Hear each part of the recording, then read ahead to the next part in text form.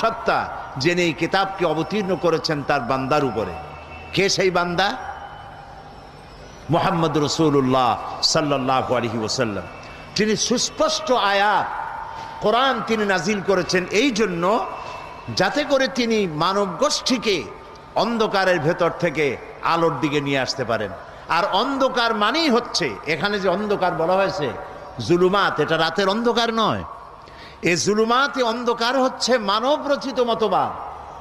মানব রচিত মতবাদগুলি মানুষেরা মানুষকে পরিচালনার জন্যে যত মত এবং পথ তৈরি করেছে তার সবগুলি হলো অন্ধকার। বলেন সবগুলি কি?